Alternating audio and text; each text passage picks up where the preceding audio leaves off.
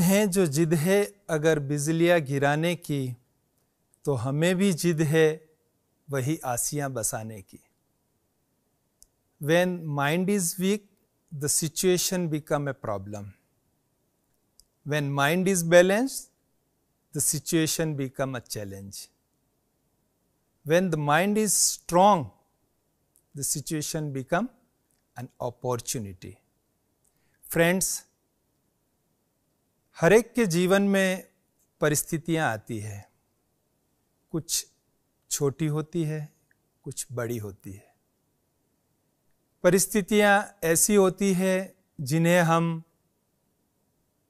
Control नहीं कर पाते हैं, जो हमारे वश में नहीं होती है, जो हमारे विश्वास के विपरीत होती है, और ये परिस्थितियां समस्या बन जाती है। इन्हीं परिस्थितियों को हम अपॉर्चुनिटी भी बना सकते हैं। This is a mind game, कि कैसे हम अपने मन को इतना स्ट्रॉन्ग बनाएं जो परिस्थिति हमारे लिए समस्या बनने वाली है, वो परिस्थिति हमारे लिए अपॉर्चुनिटी बन जाए। Either you be angry for that you don't have, और thankful for the that you have. You do the best, God will do the rest. तो आइए हम देखते हैं कि कैसे हम समस्या को एक अवसर के रूप में परिवर्तन कर देवे। समस्या क्या है? वैसे तो देखें तो हर एक के सामने समस्या ही समस्या है। समस्या को परिभाषित करने के लिए कुछ करने की जरूरत नहीं है। फिर भी समस्या को हम कुछ इस प्रकार से समझ सकते हैं कि जीवन में कुछ ऐसी परिस्थितियां आती है, वो परिस्थितियां जो हमारे वश में नहीं होती है। हम कोई बड़ा बिजनेस एक्सपेंशन करना चाहते हैं, लेकिन वर्तमान की जो इकोनॉमिक सिचुएशन है, लॉकडाउन है, तो हम एक्सपेंशन नहीं कर पा रहे हैं। कोई हमारा इंसल्ट कर देता है, ये भी एक परिस्थिति है। घर पे सभी डाइनिंग टेबल पर बैठे हैं, भोजन कर रहे हैं, और पति महाशय भोजन में नुक्स निकाल देते हैं। ये पत्नी के लिए एक समस्या बन जाती है। इसी प्रकार से जो हमने सोचा हुआ होता है, उसके विपरीत कुछ बातें आ जाती है। अब वो भी हमारे लिए समस्या बन जाती है। सोचा था कि अप्रैल मास में ये कार्य पूरा कर लेंगे, वो पूरा कर लेंगे, लेकिन समय ऐसा आया कि हम नहीं कर पा रहे हैं, तो ये भी हमारे लिए एक समस्या हो गई है। कुछ ऐसी भी परिस्थितियां आती है जहां हम अपमानित महसूस करते हैं, और वो परिस्थिति वो हमारे लिए एक समस्या बन जाती है। कुछ ऐसी सिचुएशन आती है कि जिसमें हम पूरा करना चाहते हैं, लेकिन रिसोर्सेज नहीं होते हैं हमारे पास। हम चाहते हैं, अप्रैल मास आया, हमारे सीए फ्रेंड्स चाहते हैं कि अभी समय है तो हम ऑडिट पूरा कर लेवे हमारे क्लाइंट का, लेकिन क्या होता है कि क्लाइंट के डेटा ही नहीं है कि ऑडिट पूरा कर सके। तो इस प्रकार से अलग अलग तरह की परिस्थितियां जीवन में आती रहती है, और उन परिस्थितियों के अगर हम हमारे फेवरेबल नहीं होने के कारण, वो हमारे कंट्रोल में नहीं होने के कारण परेशान हो जाते हैं, सॉल्व नहीं कर पाते हैं, वो हमारे लिए समस्या बन जाती है। लेकिन हर परिस्थिति समस्या नहीं बनती है, या हम चाहे तो वो समस्या नहीं बन सकती है। इसके लिए एक सीक्वेंस है, एक फॉर्मूला है, एक साइकिल है। स्टिमुलेशन और रेस्पॉन्ड।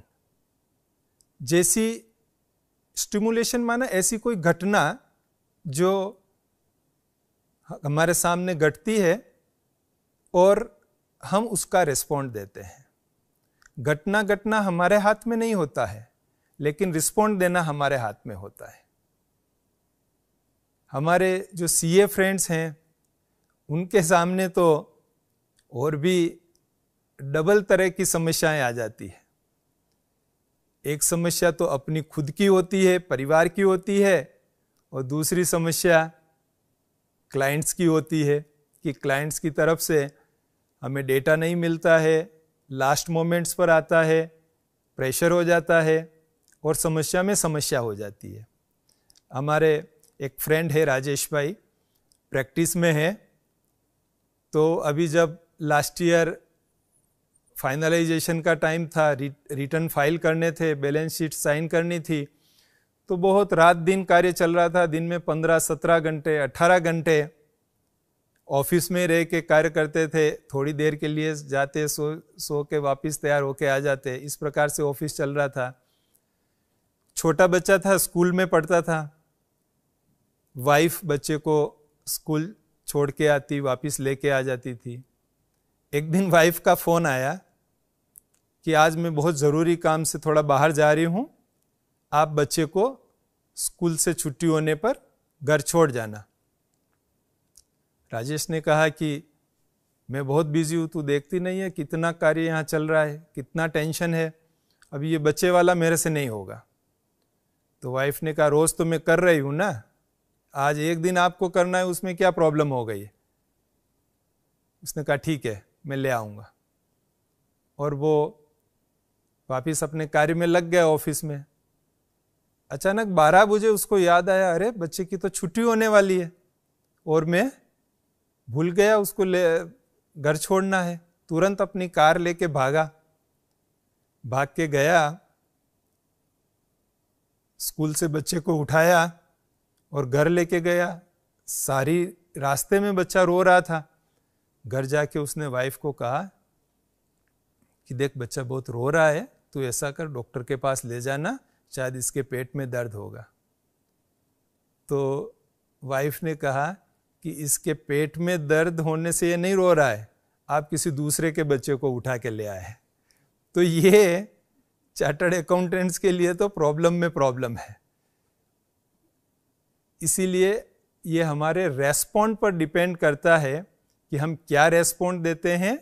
जो स्टिमुलेशन हमारे सामने है, जो स्टिमुलस हमारे सामने खड़ा हुआ है, अगर हम किसी स्टिमुलस का रेस्पॉन्ड नेगेटिव रूप में देते हैं तो जो नेक्स्ट स्टिमुलस खड़ा होगा वो भी फिर और एक समस्या का रूप होगा।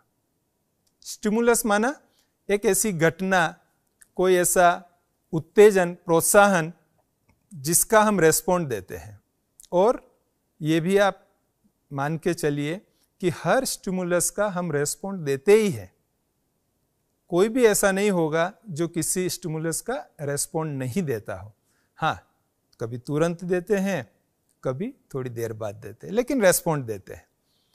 तो ये एक साइकिल है जो एक बार अगर नेगेटिव रास्ते पर चला तो फिर वही स्टिमुलस भी नेगेटिव, फिर उसका रेस्पॉन्स भी नेगेटिव, फिर स्टिमुलस नेगेटिव, फिर रेस्पॉन्स नेगेटिव। जैसे आपने वो कहानी सुनी होगी कि ऑफिस में बॉस ने डांटा, गुस्सा आया, घर पे आके बीवी को डांटा, बीवी को गुस्सा आया, बच्चे को डांटा। अब बच्चा गुस्सा किस पे निकाले, खिलौना तोड़ दिया। तो ये इस प्रकार से एक साइकिल है जो नेगेटिव साइकिल चलती रहती है। और फ्रेंड्स, ये पूरा जो गेम है, परिस्थिति को अपॉर्चुनिटी में कन्वर्ट करना या परिस्थिति को प्रॉब्लम बनने देना, ये पूरे ही गेम का ये जो है गेम चेंजिंग सिचुएशन, ये ही सीक्वेंस है कि जैसे ही हमारे सामने स्टिमुलस आता है हम उसका क्या रेस्पॉन्स देते हैं, यही हमारे लिए गेम चेंजिंग सिचुएशन है। जो रेस्पॉन्स हम इमीडिएट देते हैं, सामने कोई घटना घटी और हमने इमीडिएट रेस्पॉन्स दे दिया, वो जो रेस्पॉन्स आता है ना, वो सबकॉन्शियस माइंड से आता है। एक सोचा समझा रेस्पॉन्स नहीं होता है जो हम बिल्कुल इमीडिएट देते हैं। वो एक्चुअली रेस्पॉन्स नहीं होता है, वो रिएक्शन होता है। और उस रिएक्शन के कारण वह प्रायः नेगेटिव होता है। इसलिए हमको बहुत संभालना है इसी पॉइंट को कि जब हमारे सामने कुछ घटित हो रहा है, कुछ स्टिमुलस आया है, तो हम उसका रेस्पॉन्ड तुरंत न देके थोड़ा पॉज करें, थोड़ा उसको हम जज करें, मन को समझाएं कि let us think, let us understand. हम थोड़ा पॉजिटिव हो जाए उसी समय। लेकिन यह भी सही है कि पॉजिटिव बनना इतना आसान नहीं है। आज आप ये सेशन देख रहे हैं तो ऐसा नहीं कि आज से ही सारी चीज़ें पॉजिटिव हो जाएगी। एक्चुअली पॉजिटिव आदत, पॉजिटिव संस्कार, पॉजिटिव हैबिट्स, इसके लिए एक लंबा प्रयास करना पड़ता है, एक एटीट्यूड डेवलप करना पड़ता है, तब जाके वो पॉजिटिव हो पाता है। लेकिन प्रयास शुरू तो करना ही पड़ेगा। शुरू करेंगे तो फिर वो आगे आदत बनती जाएगी। पर अभी तो क्या है, बरसों की आदत यही है जो तुरंत रिएक्शन दे देते हैं और चीजें नेगेटिव हो जाती है। अभी आप एक एग्जाम्पल देखेंगे, आप जब कार लेके बाहर निकलते हैं, शहर छोड़ के बाहर जाते हैं, तो आपको चारों तरफ कांटों का जंगल दिखाई देता है। अब जो कांटों का जंगल है वो कोई उगाता नहीं है, वो ऑटोमेटिक उग जाते हैं। लेकिन अगर आपको अपने घर में 10 बाई 10 का बगीचा बनाना हो, 10 फीट बाई 10 फीट का, या 20-30 गमले ही है जहां पे आपको पौधे उगाने हो, तो क्या होगा? वो अपने आप हो जाएंगे या उसके लिए आपको प्रयास करना पड़ेगा? और प्रयास भी एक बार केवल आप प्लांट्स लाके लगा दिए और वो हो गया, ऐसा नहीं होता है। लेकिन वो प्रयास भी आपको रेगुलर करना पड़ेगा। तो ये हमारे संस्कार, हमारी आदत, हमारी समझ, हमारा अनुभव, ये सब एक लंबी लर्निंग प्रोसेस से आता है। तो ये पॉजिटिव रेस्पॉन्स हमें क्रिएट करना पड़ता है। और जब ये पॉजिटिव रेस्पॉन्स हम क्रिएट करना सीख जाते हैं, तब हम परिस्थिति को अपॉर्चुनिटी में, अवसर में कन्वर्ट कर पाते हैं। अवसर क्या है? अवसर यानी परिस्थिति को अपने वश में करके अपने अनुकूल उसे चलाना, ये एक अवसर है। मैंने देखा है, हमारे माननीय प्रधानमंत्री जी नरेंद्र मोदी जी जब गुजरात के फर्स्ट टाइम चीफ मिनिस्टर बने थे, मैं अहमदाबाद में ही था, और उनके कार्यकलापों को न्यूज़पेपर के द्वारा, टीवी चैनल्स के द्वारा सुनने को, देखने को मिलते थे। उनको पार्टी के अंदर से भी विरोध था, तो पार्टी के बाहर से भी विरोध था। बहुत से चैलेंजेस उनके सामने आए थे। लेकिन उनका एक वाक्य मुझे बहुत याद आता है, जो वो कई बार कह चुके हैं कि जो भी मेरे पर पत्थर फेंकता है, उन पत्थरों को लेकर मैं ब्रिज बना देता हूं। ये एक पॉजिटिव रेस्पॉन्स है।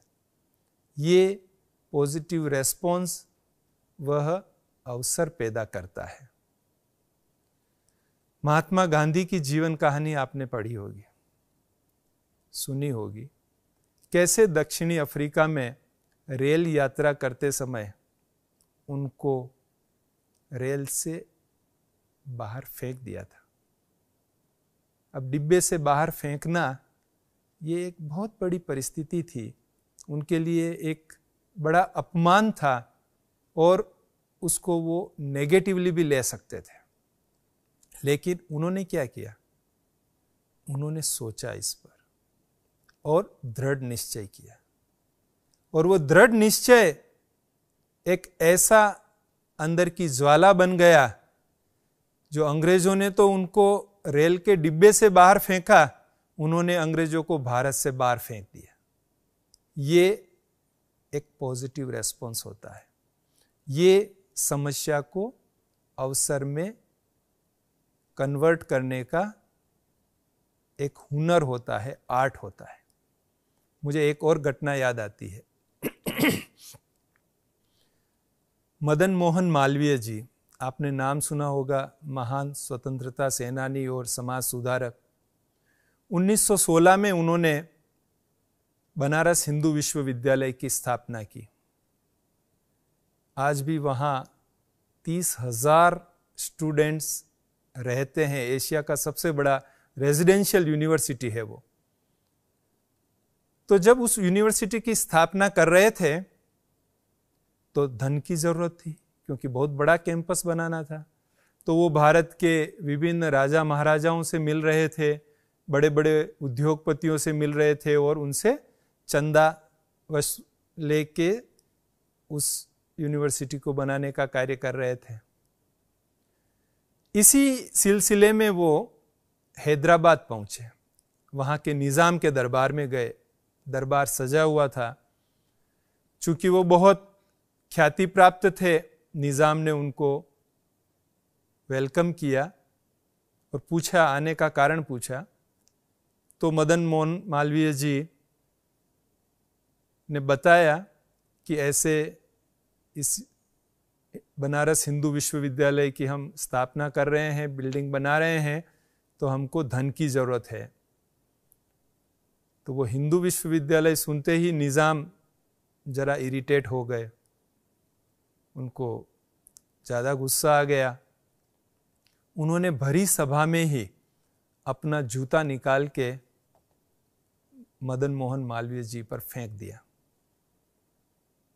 एक बहुत बड़ी घटना घट गई।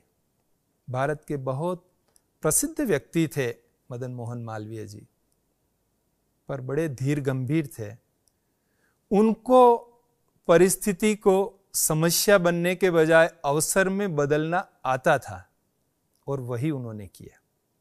उन्होंने वो जूता बहुत प्रेम से उठा लिया और निजाम से कहा, इस सौगात के लिए बहुत बहुत थैंक्स, और वो जूता लेके वहां से निकल गए।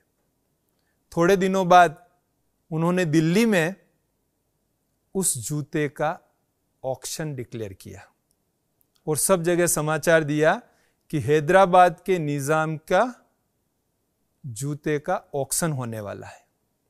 और वो सूचना उन्होंने निजाम तक भी पहुंचाई।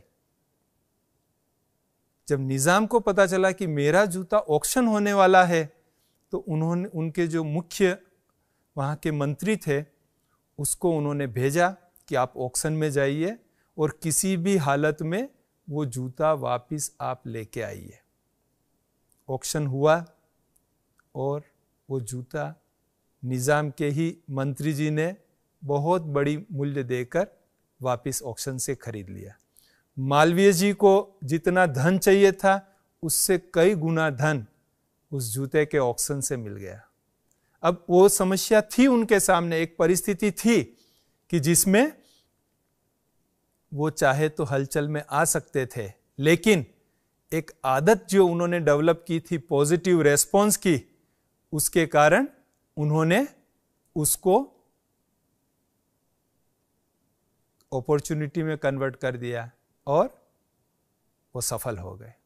ऐसे ही हमारे जीवन में भाइयों बहनों बहुत सी परिस्थितियां आती है जब वो हमारे लिए समस्या बन जाती है, चैलेंजेस बन जाती है, जीना मुश्किल हो जाता है, परिवार टूट जाता है, बिजनेस बंद हो जाता है, रिलेशंस टूट जाते हैं। ऐसी परिस्थितियां आजकल आम होती जा रही है। और जो धर्म में विश्वास करने वाले हैं वो जानते हैं कि ये कलयुग चल रहा है, तो इसके कारण से ये परिस्थितियां तो आनी ही है। कभी कभी विश्वव्यापी समस्या आ जाती है, तो कभी हमारी अपनी व्यक्तिगत समस्याएं होती है। हमें जीवन में खुश रहने के लिए, आनंदित रहने के लिए इन समस्याओं को अवसर में बदलना बहुत जरूरी है। और उसके लिए कुछ ज्यादा करने की जरूरत नहीं है, लेकिन एक समझ मन में डेवलप करने की जरूरत है। इस खेल को खेलने के लिए और इससे जीतने के लिए हमें कुछ बातें समझना जरूरी है। उसमें सबसे पहली बात जो हमें समझनी है वो है स्वस्थिति और परिस्थिति। परिस्थिति के बारे में अभी तक मैंने आपको बताया कि अनेक प्रकार की परिस्थितियां जो दूसरों के द्वारा उत्पन्न होती है, जिस पर हमारा कंट्रोल नहीं होता है, वो आती है। लेकिन स्वस्थिति क्या है?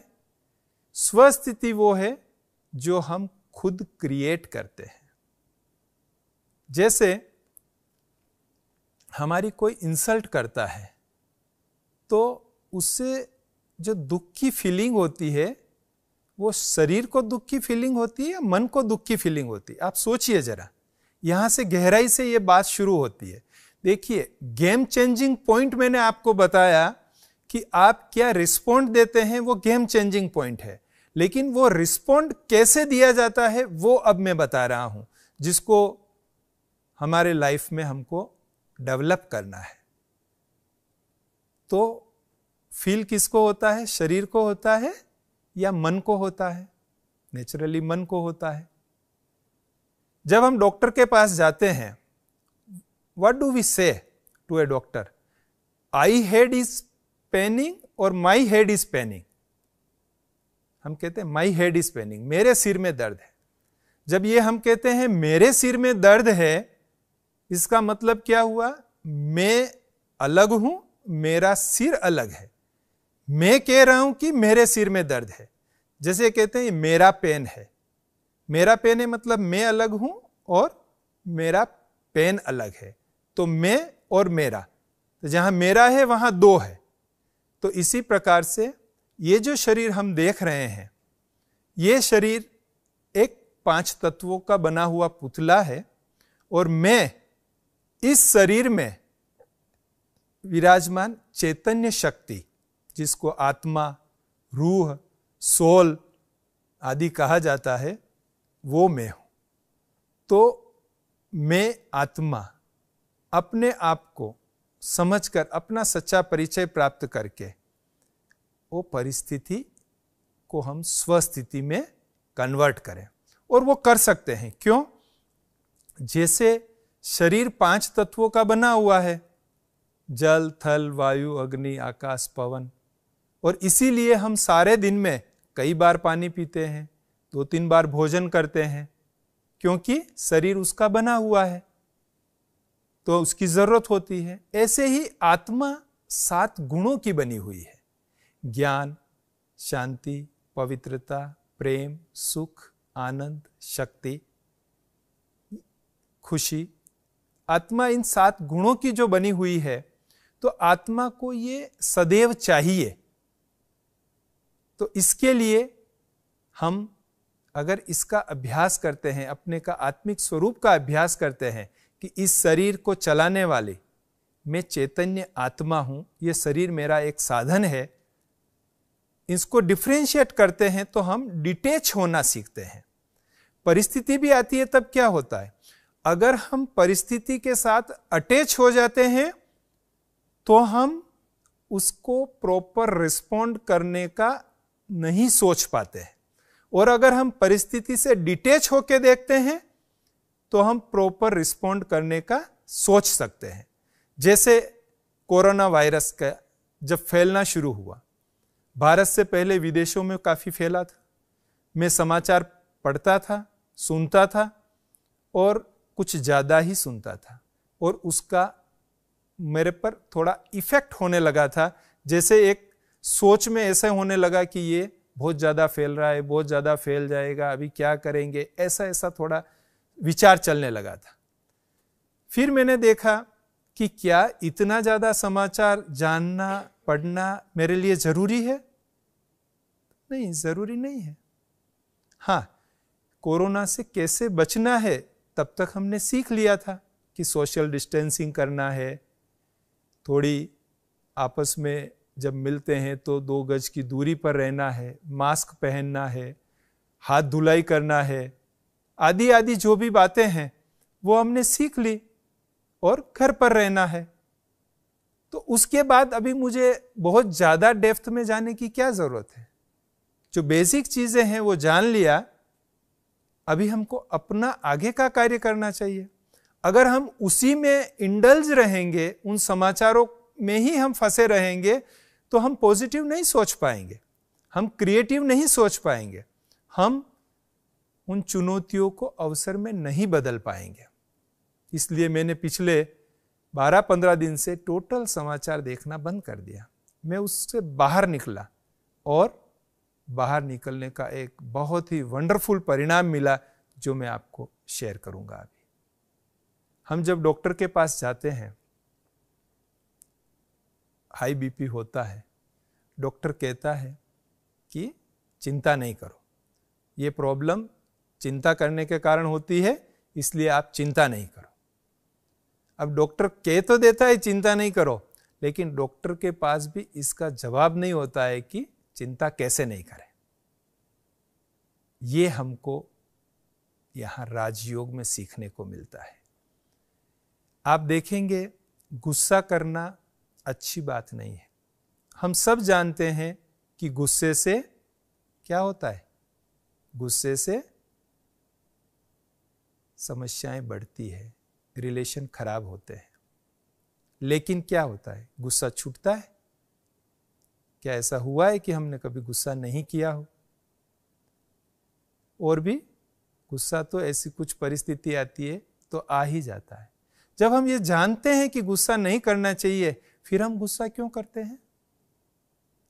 जैसे सिगरेट पीने वाले जानते हैं कि सिगरेट पीने से नुकसान है। सिगरेट के बॉक्स पर पहले लिखा होता था, अभी तो लिखने के साथ फोटो भी छपे हुए होते हैं कि उससे क्या क्या नुकसान है। फिर भी लोग सिगरेट पीते हैं। अच्छा, वो छोड़ना भी चाहते हैं, ऐसा नहीं कि वो नहीं छोड़ना चाहते, वो सिगरेट छोड़ना चाहते हैं, लेकिन नहीं छूटती है। क्या कारण है? क्योंकि मैं जो आत्मा हूं, वो उसकी शक्तियां कमजोर हो गई है। मैं आत्मा, जैसे मोबाइल में बैटरी डिस्चार्ज होती है तो फिर आगे चलकर वो बंद भी हो सकता है, ऐसे आत्मा में जो शक्ति है, वो रूहानी शक्ति, वो स्पिरिचुअल पावर्स, वो कम हो गई है नेगेटिविटी के कारण। और उसके कारण जो हम करना चाहते हैं वो हम नहीं कर पा रहे हैं। तो इसके लिए क्या किया जाए? करना तो चाहते हैं, पॉजिटिव बनना चाहते हैं, प्रॉब्लम्स को अपॉर्चुनिटी में कन्वर्ट करना चाहते हैं, पर वो शक्ति नहीं है। तो वो शक्ति मिलेगी सोर्स ऑफ एनर्जी, जिसको गॉड, परमात्मा, ईश्वर कहते हैं। वो सोर्स ऑफ एनर्जी है, वो सभी आत्माओं का पिता है। जब हम उस सोर्स के साथ अपने को कनेक्ट करते हैं मन और बुद्धि के द्वारा, कोई फिजिकल कनेक्शन की बात नहीं है, मन और बुद्धि से जब हम उनसे कनेक्ट करते हैं तो उसका जो एनर्जी है वो हम आत्मा में आने लगता है, और हम सोल, आत्मा शक्तिशाली बनती है, और फिर जो हम करना चाहते हैं वही हम कर सकते हैं। ये एक बार जब आदत बन जाती है, एटीट्यूड बन जाता है, तो फिर हम सदा ही हर चीज को पॉजिटिव रेस्पॉन्स देना शुरू करते हैं। एक हमारी हैबिट बन जाती है। हम तुरंत रिएक्शन नहीं करेंगे, हम हर चीज में थोड़ा पॉज करेंगे, अपने आप को संभालेंगे, सोचेंगे कि क्या बेस्ट हो सकता है, और उसके आधार पर हम डिसीजन लेंगे, पॉजिटिव डिसीजन लेंगे। जब इतनी बड़ी प्रॉब्लम्स आई है तो मैं एक आपको प्रैक्टिकल एग्जांपल देना चाहता हूं कि कोरोना वायरस जैसी बड़ी प्रॉब्लम को भी हमने अपॉर्चुनिटी में कैसे कन्वर्ट कर दिया। ब्रह्मा कुमारी विश्वविद्यालय के बारे में आप थोड़ा बहुत जानते होंगे। चूंकि मैं यहाँ के अकाउंट्स, फाइनेंस, लीगल मैटर्स देखता हूँ, तो ये आपको बताना चाहता हूँ कि हमारे ब्रह्मा कुमारीज और ग्रुप इंस्टीट्यूशंस के करीब 6300 यूनिट्स का ऑडिट होता है। और दुनिया में जो बिजनेसमैन होते हैं, इंडस्ट्रीज वाले होते हैं, उनके अकाउंटेंट वो कॉमर्स ग्रेजुएट, चार्टर्ड अकाउंटेंट्स या इस प्रकार के अनुभवी होते हैं। लेकिन हमारे ब्रह्मा कुमारीज में जो अकाउंटेंट्स हैं वो हमारी समर्पित बहनें हैं, जिन्होंने ईश्वरीय सेवा के लिए जीवन समर्पित किया है। न उन्होंने अकाउंट्स पढ़ा है, न उन्होंने कंप्यूटर पढ़ा है, और न उन्होंने लॉ पढ़ा है। फिर भी उनके द्वारा हम कनेक्ट वन एक सॉफ्टवेयर जो हमने बनाया हुआ है, ERP सॉफ्टवेयर जो हमने इन हाउस डेवलप किया है, उसमें उनसे डबल एंट्री सिस्टम के द्वारा पूरा ही अकाउंटिंग कराते हैं। और मुझे ये खुशी है आपको बताते हुए, क्योंकि आप बहुत से चार्टर्ड अकाउंटेंट्स यहाँ बैठे हैं, तो आपको ये बताते हुए खुशी है कि हमारी बहनें कानून, इनकम टैक्स के जो भी लॉज एप्लीकेबल हैं इंस्टीट्यूशंस पे, उनका बहुत अच्छी तरह पालन करती है। इंटरेस्ट ऑन TDS जो है वो हमारा बहुत कम होता है। टाइम पर TDS काटना और जमा कराना सब हमारी बहनें जानती है। तो अभी तक क्या होता था, इस वर्ष तक जो बहनें पूरे इंडिया से आबू में आती, यहाँ ऑडिट होता, उनको 5-5, 10-10 दिन रहना पड़ता, फिर ग्रुप्स चला जाता, फिर दूसरा ग्रुप्स आता, 3-4 मास तक हमारा ये प्रोसेस चलता रहता, और एक बहुत लंबी प्रोसेस थी हमारे लिए। और इस बार क्या हुआ, लॉकडाउन हो गया मार्च में। अब लॉकडाउन हो गया तो हमारा तो ऑडिट प्रोग्राम बना हुआ था, 17 अप्रैल से लेके 31 जुलाई तक एनुअल ऑडिट का प्रोग्राम बना हुआ था। लेकिन लॉकडाउन के कारण 2 दिन में ही हमने डिसीजन ले लिया कि ये ऑडिट अब पॉसिबल नहीं होगा। जो कन्वेंशनल ऑडिट हम हर साल करते आ रहे थे वो पॉसिबल नहीं होगा। तो इसके लिए हमने मीटिंग किया, और मीटिंग करके सोचा कि ये चूंकि अभी सब कुछ बंद है, तो क्यों नहीं हम हमारे ERP में ही ऑनलाइन ऑडिट का पूरा सिस्टम डेवलप कर लेवे। और पूरा उसका बार चार्ट बनाया, स्ट्रेटेजी बनाई, मीटिंग्स की, और 10 दिन के अंदर एक फैसिलिटी डेवलप कर दी, जो हमारे सभी सेंटर्स, पूरे भारत भर में जो सभी सेंटर्स हैं, वहां पर जो बहनें हमारा कनेक्ट वन सॉफ्टवेयर यूज करती हैं, उसमें बिल्स और वाउचर्स को स्कैन करके अपलोड करने की फैसिलिटी डेवलप कर दी। और भारत भर में अभी हमारी बहनें वो बिल्स वाउचर्स अपलोड कर रही है, और हम साथ साथ में उसका ऑनलाइन ऑडिट करने का प्रोसेस डेवलप कर रहे हैं, जो थोड़े ही दिनों में तैयार हो जाएगा। यानी एक ऐसी सिचुएशन थी हमारे सामने कि 6300 यूनिट्स का ऑडिट हम कैसे कर सकेंगे अगर वही कन्वेंशनल रीति से चले तो। लेकिन हमने उस सिचुएशन को हमारे पर हावी नहीं होने दिया।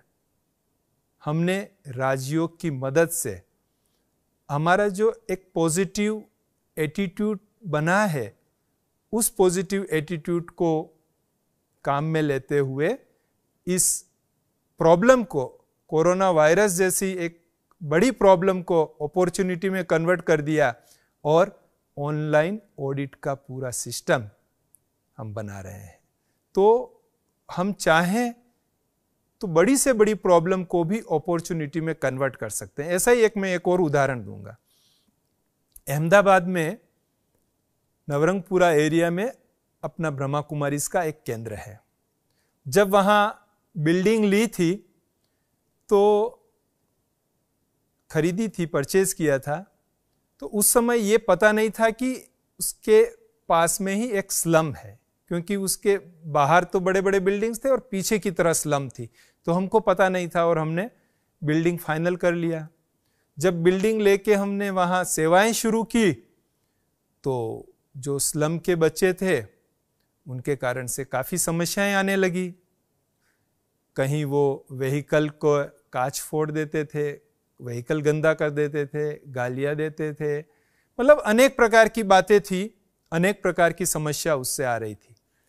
तो यही सोचते थे, अरे यहाँ तो हम सेवा का कार्य कर रहे हैं और फिर इतनी समस्या आ रही है।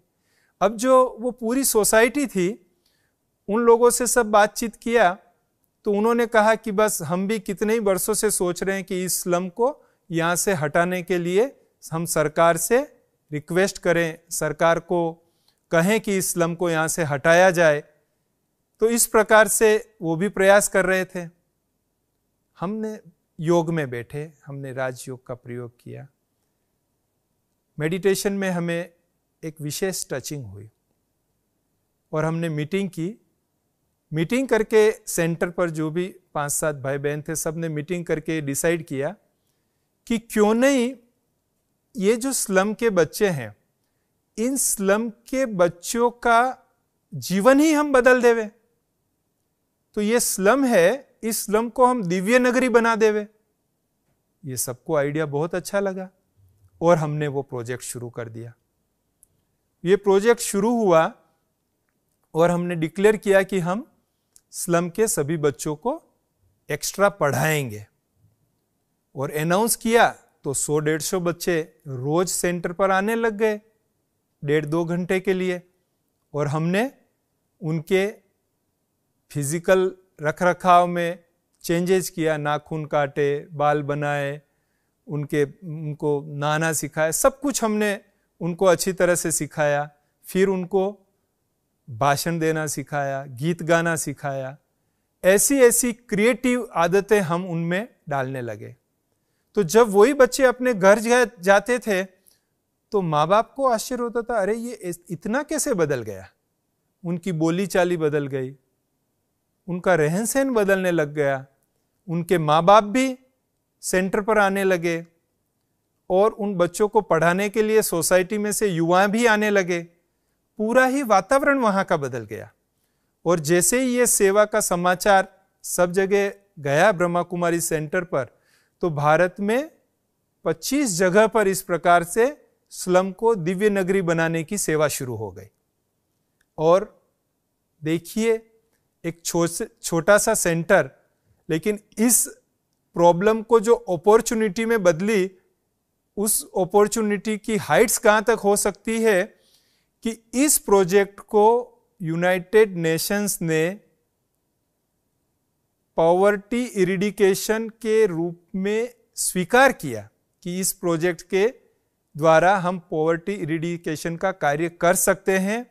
और जो ये प्रोजेक्ट चलाने वाले हैं, वो centre incharge BK Ishita ben को यूनाइटेड नेशंस ने इनवाइट किया। वो यूनाइटेड नेशंस में गए और 10 मिनट का प्रेजेंटेशन दिया। अब जो इतनी बड़ी समस्या थी, उस समस्या को ही देखने का नजरिया बदल गया, तो वो हमारे लिए अपॉर्चुनिटी बन गई। तो फ्रेंड्स, मैं यही कहूंगा कि आप सभी राजयोग का अभ्यास करें। राजयोग बहुत सरल विधि है अपने आप को जानने की, अपना एटीट्यूड बदलने की, अपने एटीट्यूड को पॉजिटिव करने की, खुद को सशक्त करने की, एम्पावर्ड करने की। और ब्रह्मा कुमारीज के सभी केंद्र पर यह अभ्यास कराया जाता है। अभी जो लॉकडाउन चल रहा है, तो आप YouTube पर राजयोग 7 डेज कोर्स करके सर्च करेंगे तो आपको हर भाषा में ये कोर्स की लिंक मिल जाएगी और आप घर बैठे परिवार सहित ये कोर्स कर सकेंगे। ये 7 डेज कोर्स होता है, अराउंड 1 आवर पर डे, और उसमें आपको पूरा ही बताया जाता है, आपके बारे में बताया जाता है, उस परम शक्ति के बारे में बताया जाता है, उस परम शक्ति से हम शक्ति कैसे ले उसके बारे में बताया जाता है, हमारे एटीट्यूड्स को हम पॉजिटिव कैसे करें उसके बारे में बताया जाता है, हमारे कर्मों को हम श्रेष्ठ कैसे बनावे उसके बारे में बताया जाता है। तो मैं अंत में यही कहूंगा कि सफर में धूप तो होगी, जो चल सको तो चलो, सभी है भीड़ में, तुम भी निकल सको तो चलो, किसी के वास्ते राहें कहाँ बदलती है, जो अपने आप को खुद ही बदल सको तो चलो। अच्छा, ओम शांति, फिर मिलेंगे।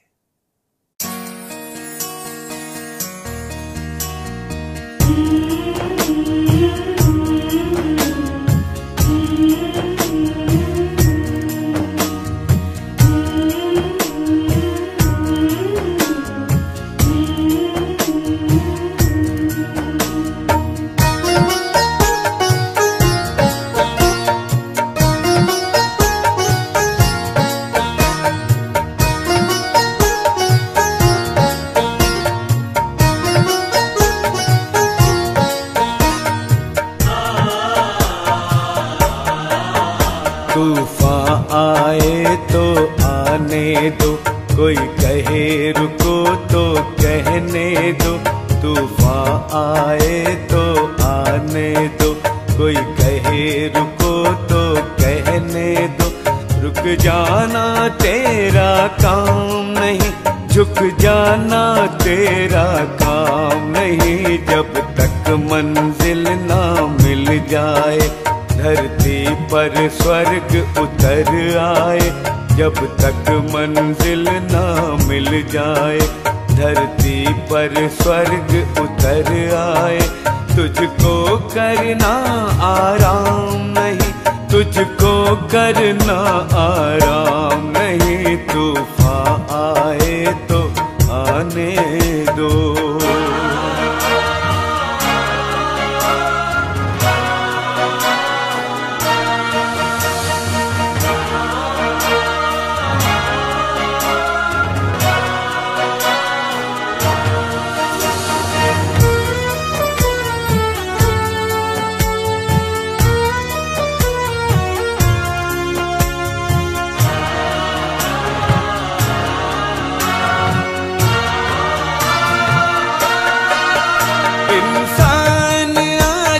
खतरे में, इंसानियत भी खतरे में।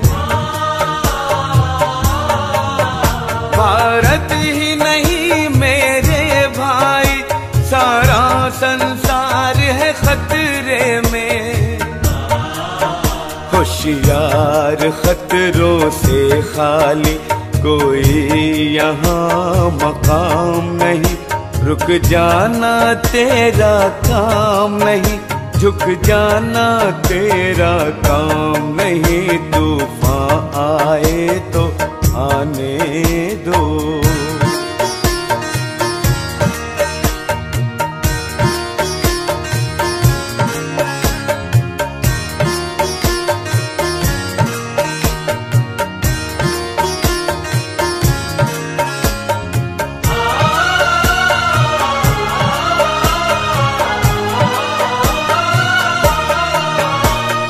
युवकों निद्रा से जागो, दुर्व्यसन बुराई को त्यागो। सोने का मृग मायावी है, कृष्णा के पीछे मत भागो। नई जवानी नए खून को मुफ्त करो, बदनाम नहीं। रुक जाना तेरा काम नहीं, झुक जाना तेरा काम नहीं। तूफान आए तो आने दो।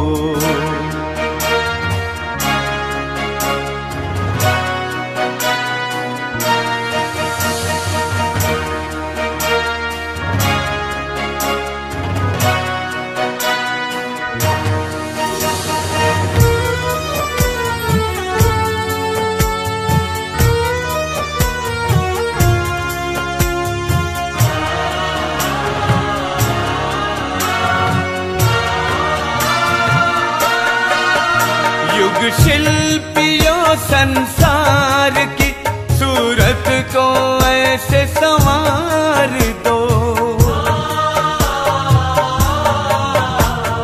जिंदगी हो खुशनुमा और प्यार ही बस प्यार हो। सांसों को अपने सफल करो, कहीं हो जीवन की शाम नहीं, रुक जाना तेरा काम नहीं, झुक जाना तेरा काम नहीं। तूफान आए तो आने दो, कोई कहे रुको तो कहने दो। तूफान आए तो आने दो, कोई कहे रुको तो कहने दो। रुक जाना तेरा काम नहीं, झुक जाना तेरा काम नहीं। जब तक मंजिल ना मिल जाए, धरती पर स्वर्ग उतर आए। जब तक मंजिल ना मिल जाए, धरती पर स्वर्ग उतर आए। तुझको करना आराम नहीं, तुझको करना आराम नहीं। तूफान आए तो आने दो।